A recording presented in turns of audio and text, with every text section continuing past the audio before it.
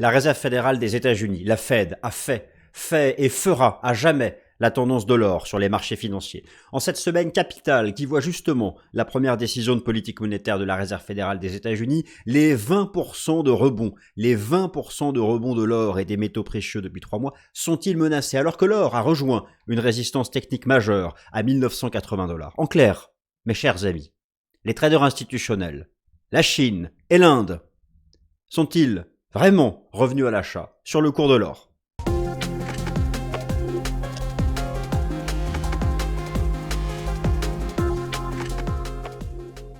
Alors chers amis, je suis ravi de vous retrouver, bienvenue, installez-vous confortablement, bienvenue au Fast and Forex de ce mercredi 1er février 2023. Une date tellement attendue depuis le début de l'année, alors que les marchés financiers ont démarré l'année d'une manière euphorique en ce qui concerne les actifs risqués. Alors pour les métaux précieux, le début d'année est parfaitement flat, mais ce qui moi m'intéresse, c'est le rebond des métaux précieux depuis 3 mois. Ce rebond qui s'est forgé sur des raisons fondamentales bien identifiées. Rappelez-vous, je vous invite à reprendre, si vous avez un peu de temps à perdre, à reprendre la vidéo que je vous ai proposée fin décembre dernier sur les raisons fondamentales nécessaires pour une appréciation du cours des métaux précieux en bourse. Eh bien, beaucoup de ces raisons ont eu lieu depuis 3 mois. La baisse du dollar américain, des taux d'intérêt, je n'irai pas jusqu'à dire qu'ils baissent, mais des taux d'intérêt nominaux qui ne montent plus. Des données qui concernent la demande physique, la demande financière et la demande des banques centrales d'or. Vous allez voir, c'est passionnant. Et maintenant, eh bien, mercredi 1er février, décision politique monétaire de la Fed. Est-ce que l'or peut dépasser la résistance à 1980 $ et faire de nouveaux records historiques? Comme il a tenté de le faire au moment du déclenchement de la guerre en Ukraine, avant que tout retombe, c'est normal, le dollar est parti en tendance haussière ainsi que les taux d'intérêt. Pour que l'or dépasse ces records historiques, il faut un alignement des planètes fondamentales. Il faut qu'avancent ensemble la demande financière, la demande physique et la demande des banques centrales. Et vous allez voir que ce n'est pas gagné. Et commençons par le plan, chers amis. Il va s'afficher sous vos yeux avec une petite animation. Alors laissons le temps à l'animation de se déployer. Et voici donc l'ensemble des données qu'on va regarder ensemble. Alors bon, vous voyez, on a du boulot, mais prenons le temps de le faire, Alors d'ailleurs, si parfois le rythme de la vidéo vous ennuie ou que je parle trop lentement, ou bref, regardez la timeline. J'ai chapitré, minuté toutes les parties. Vous pouvez, en cliquant sur la barre de temps, aller directement à la partie qui vous intéresse. Allez, c'est parti. Première partie, il faut absolument faire ce bilan, car de toute façon, en bourse, dans l'analyse, tout part d'un bilan. Métaux précieux en forte hausse depuis 3 mois, sauf le palladium. Et oui, vous l'avez noté, sauf le palladium. Alors, vous avez les données qui se trouvent à droite.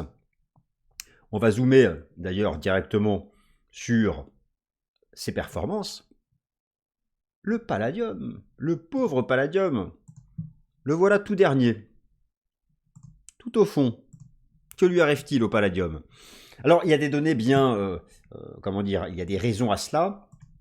Si le palladium a échappé à la hausse générale des métaux précieux depuis 3 mois, alors hausse qui s'interrompt à court terme, j'y viens pour des raisons techniques. Et puis la Fed, mercredi, 20h, 20h30, Jérôme Powell, on y vient, je vais trop vite, je m'avance. D'abord, le palladium, ça fait partie des métaux précieux dits industriels, entre guillemets. Son lien avec l'industrie automobile. Certains disent que c'est un indicateur d'une probabilité de récession qui augmente. D'autres disent que l'explosion de l'automobile électrique, du segment électrique de l'automobile, on n'a pas besoin de palladium dans l'électrique, eh bien, jouerait en défaveur de la demande de palladium. Voilà un certain nombre de raisons qui sont avancées. Alors, pourtant, le palladium, au moment du déclenchement de la guerre en Ukraine, s'était envolé, mais c'est parce que la Russie en exportait beaucoup, c'est retombé. Bon, voilà, le voilà exclu, probablement donc pour ces raisons liées à la segmentation du marché automobile. Donc tout de même, un début d'année qui est, depuis 3 mois, 20% de hausse de l'or, 20% de hausse de l'argent, du cuivre et 6% de hausse du platine, un début d'année qui ne laisse pas indifférent. Alors, cette performance des métaux précieux depuis le début de l'année, stop à court terme, après 20% de hausse, le cours bloque sous la résistance majeure des 1920 $. Vous allez me dire, mais qu'est-ce que c'est encore que cette résistance à 1920 $ qui sort de nulle part, alors que c'est une réalité, c'est une très forte résistance. Regardons cela de plus près.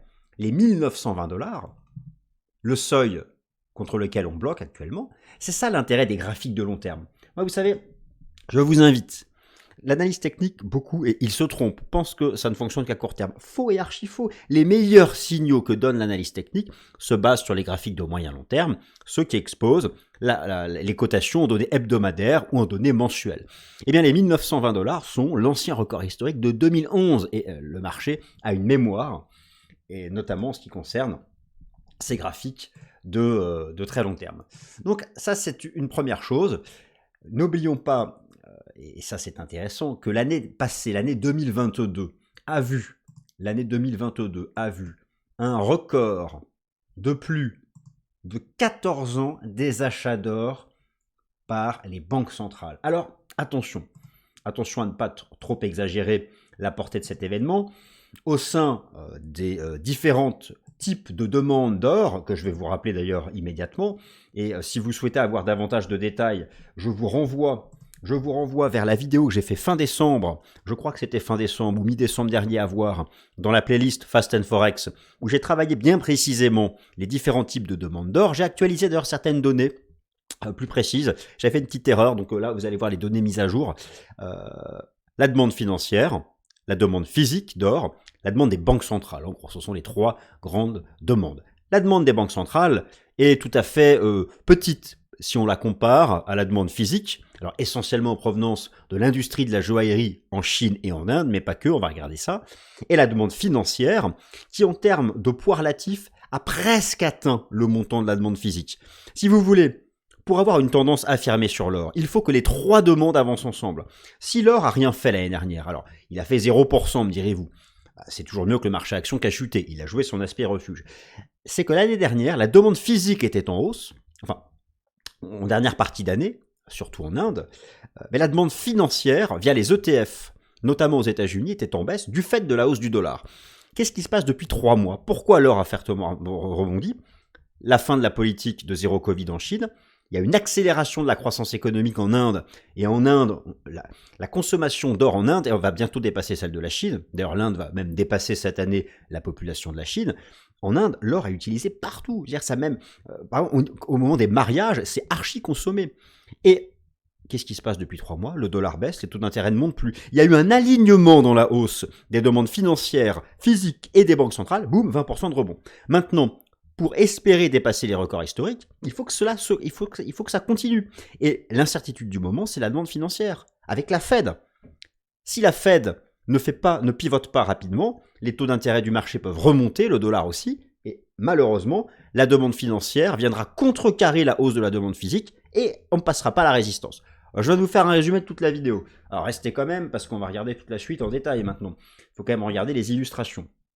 Et bon, j'ai pris le temps de préparer plein de choses pour vous. Alors d'ailleurs, au passage, ces slides qui s'affichent là tranquillement vous faites pause. Si ça vous intéresse, vous faites une pause sur la vidéo et vous pouvez faire une capture d'écran. Alors, les deux premières demandes qui comptent, c'est la demande financière et la demande physique. La demande financière, 1800 tonnes par an. J'ai fait une moyenne sur les 10 dernières années. La demande physique, 2500 tonnes par an. Et donc l'or, et donc la demande des banques centrales, en moyenne, c'est 600 tonnes par an. Donc c'est quand même moins.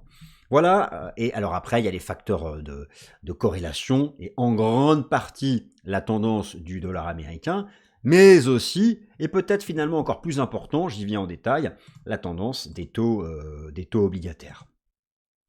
Un gold à l'équilibre en cas de soft landing. Alors là, un rapide mot, je ne vais pas non plus m'éterniser sur ce sujet.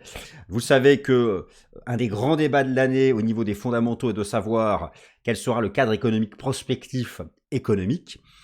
Actuellement, la probabilité, le curseur, c'est davantage déplacé vers le soft landing. Alors, ça c'est quelque chose que je traite davantage dans le Top Gun du lundi. Est-ce que le marché a raison de penser qu'on sera en soft landing et pas en récession? Le débat reste ouvert, mais pour l'or, si vraiment on va au soft landing, ce sera plutôt neutre, un poil haussier. En fait, ça va dépendre du temps que mettront les taux d'intérêt à se normaliser, à tendre vers 2%. Donc, c'est un cadre économique qui rend incertain la dynamique de l'or pour cette année. Mais voilà, bon, ça c'est quelque chose que je travaille plus dans le Top Gun, donc vous pouvez aller voir. C'est l'enjeu de la semaine, il s'affiche sous vos yeux, la Fed. D'ailleurs, cette semaine, c'est une semaine de banque centrale. La décision de politique monétaire de la Réserve fédérale des États-Unis mercredi, la décision de politique monétaire de la Banque centrale européenne jeudi, la décision de politique monétaire de la très vénérable Banque d'Angleterre, qui anciennement, le siècle passé, même au début du siècle passé, était la banque centrale majeure, quand la livre sterling dominait le dollar, en tant que monnaie d'échange internationale et même étalon. Bon, c'était l'étalon or, mais il y avait une devise de référence, qui était la livre sterling. Alors, c'est décisif. J'ai étudié 20 ans d'historique pour que l'or soit haussier. Alors, jamais l'or n'est haussier lorsque les taux d'intérêt et le dollar montent ensemble. Parfois, l'or est haussier même quand le dollar monte, mais c'est quand les taux d'intérêt baissent. Et alors, si les taux d'intérêt montent et que le dollar monte, l'or est forcément baissier à tous les coups. À tous les coups. Alors, sauf en cas de Troisième Guerre mondiale ou de dépression majeure économique où tout le monde veut se couvrir sur de l'or physique. Alors là, exit ces données de marché, on s'en fiche. L'or montera parce que les gens voudront l'acquérir en tant que lingot, et à mettre sous son oreiller ou derrière une pierre dans sa maison de campagne, si on a une maison de campagne, bien sûr. Moi, j'en ai pas, personnellement. Mais si j'avais des lingots d'or, où est-ce que je les mettrais? Un coffre à la banque, même pas, j'aurais pas confiance. Bon, je ne sais pas. Bon, j'ai pas de lingots d'or de toute façon. Alors, bon. La Fed, cette semaine, elle a le pouvoir de décider si l'or dépassera la résistance à 1980 $ ou si l'or rejettera et retracera une partie de ses 20% de hausse depuis 3 mois. En gros, si la Fed se montre confiante dans la désinflation, si la Fed donne un cap monétaire de pivot, c'est-à-dire d'enclenchement d'une tendance baissière de son taux directeur, si la Fed part, et notamment, et j'insiste sur l'importance de la conférence de presse que donnera Jérôme Powell ce mercredi à 20h30, et les conséquences qui vont suivre jeudi et vendredi, car tout cela va être commenté, repris. Si la Fed ne relance pas, ne fait pas de rebond du dollar US, il y a peut-être une chance que l'or attaque sa résistance. Sinon, ça retracera dans un premier temps et ensuite on verra. Donc ça, c'est vraiment une des clés très importantes. Et pour l'instant, ce que vous pouvez constater, c'est que les anticipations, voilà, pour le taux des Fed Funds, c'est 5%, pas plus, et ensuite une baisse. Alors, regardez bien ce que vous avez sous les yeux. Vous avez donc ici l'or en jaune, enfin l'or en couleur or, en bleu les taux d'intérêt à 10 ans aux États-Unis, les taux réels en orange et le dollar en vert. À chaque fois, toutes les phases baissières de l'or, regardez bien, toutes les phases baissières de l'or majeures étaient dues à une appréciation conjuguée du dollar et des taux d'intérêt. Que se passe-t-il? Alors, vous vous interrogez, depuis 3 mois, regardez, l'or est en hausse. Eh bien pourquoi? Regardez bien. Baisse du dollar, baisse des taux nominaux, baisse des taux réels. Voilà. Donc c'est pour ça que cette semaine est vraiment très importante pour la dynamique à venir, du métal jaune. Alors maintenant, est-ce que les institutionnels sont revenus à l'achat? Je suis allé voir toutes les données de marché, toutes les données importantes de marché. Il y a deux façons, il faut bien comprendre ça. Pour savoir si les institutionnels sont revenus à l'achat, voilà ce que vous devez regarder. Alors déjà là, je parle de la demande financière. La demande physique, notamment chinoise et indienne, c'est le slide d'après et ce sera ma conclusion, avec un point technique. La demande financière, c'est d'abord les ETF, et en particulier les ETF américains. Ensuite les ETF européens, ensuite les contrats futurs et les contrats d'options, en particulier ceux de la bourse de Chicago. Alors, et je crois que je vous l'avais déjà montré dans un Fast and Forex il y a plus d'un mois et demi, 2 mois, que oui, les institutionnels, les asset managers, étaient repassés net acheteurs sur les contrats futurs et les contrats d'options, sur l'or et l'argent, mais genre début novembre. Donc là, si on regarde maintenant les datas, ils sont toujours net acheteurs. Alors on va par exemple zoomer sur le cas de figure de l'or, voilà, vous voyez, c'était début novembre, et là en jaune vous avez la position nette, donc les achats moins les ventes. Bon bah voilà, hein, ils ont comme d'habitude, comme à l'époque l'euro-dollar, ils attrapent, ils étaient positionnés avant les 20% de rebond. Alors maintenant je m'inquiète un peu pour l'argent, parce que, voyez l'argent, la position nette commence à décliner, bon, on verra bien, à confirmer. En tout cas, sur les contrats futurs et les contrats d'options, la dynamique haussière depuis déjà 3 mois, bon, ils ont anticipé le mouvement, il n'y a pas vraiment encore de retournement, et ça va, de toute façon, pour être vraiment fixé, il va falloir attendre la Fed. Et vous savez, ces données que je viens de vous montrer, elles sont actualisées chaque vendredi. Bah tant mieux, ce sera après la Fed. Donc, je vous actualiserai tout ça dans le Fast and Forex de la semaine prochaine, qui devrait tomber le 8 février. Les institutionnels sont-ils à l'achat maintenant sur les ETF Gold? Alors ça, c'est très important, parce qu'en fait, c'est la clé. Si l'or a eu du mal à s'apprécier l'année dernière, malgré la guerre en Ukraine, c'est avant tout parce qu'il y a eu une décollecte sur les ETF Gold. Vous avez ici les données du World Gold Council. Je zoome dessus, voilà. Quand c'est sous zéro, ça décollecte.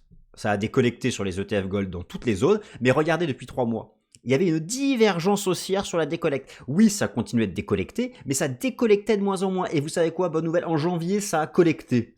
Oui, en janvier, ça a collecté. J'enlève la petite caméra, vous allez voir ça tout de suite. Je zoome ici sur le plus gros ETF Gold du monde. Eh bien, voilà, l'asset under management, l'AUM, est repassé de moins de 50 milliards à 56 milliards. Alors ça temporise un peu maintenant. Mais voilà, ça a recollecté. Donc, bon, à suivre. Maintenant, la suite dépendra vraiment de la Fed, parce que la Fed, comme je vous l'ai expliqué, va déterminer la demande financière, mais surtout la demande physique.